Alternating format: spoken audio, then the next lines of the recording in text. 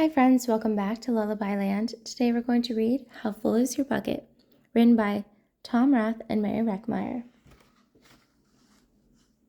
Felix was putting one of the last blocks on his tower when his little sister came in.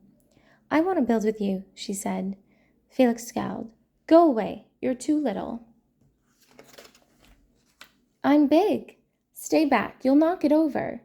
"I can be very careful." "Go play with your baby toy, Santa." Thwack. "Grandpa!" Grandpa shook his head. "Felix, you just dipped from your sister's bucket." "Like everyone else, Anna has an invisible bucket. When it's empty, she feels bad, but when it's full, she feels great. Didn't you ever notice your own bucket?" Invisible bucket? Sometimes Felix couldn't quite tell when his grandfather was joking.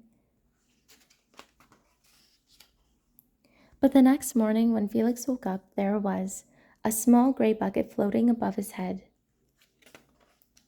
When Felix came down to have breakfast, his mom was in a hurry.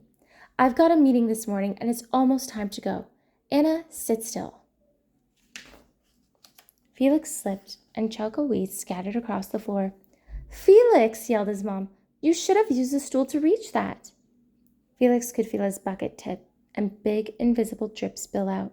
Drip, drip. "Ha ha!" Anna laughed as she crunched the cereal with her shoe. Drip. "Get the broom and clean that up before you miss the bus," scolded Mom. With the school bus honking, Felix quickly swept up the chocolate and grabbed the last blueberry muffin. But before he could even take one bite, Buster jumped up and grabbed the muffin from his hand. Drip. "Hey, look at Felix's new backpack. My baby brother has one just like it." Drip. "Psst, Felix, psst." Drip. "Watch out, shrimp." Drip. It was still morning, and Felix's bucket felt almost empty. As he watched his classmates walk into the room, he secretly hoped they would trip and fall. That's what it feels like when you have an empty bucket. Felix slumped into his seat and waited for something else bad to happen.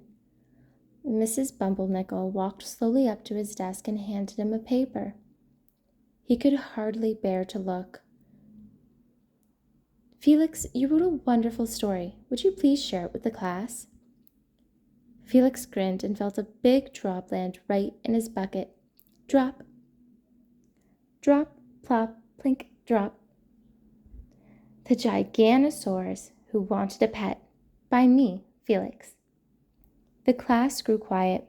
They laughed at all the right places and oohed at the scary parts. When Felix finally read "The End," everyone clapped.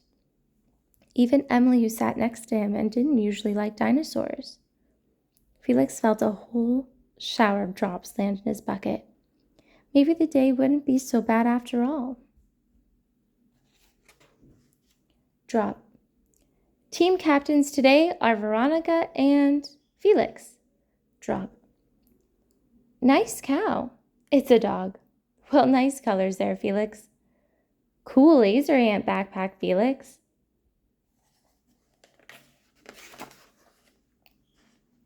By afternoon, Felix's bucket was nearly full.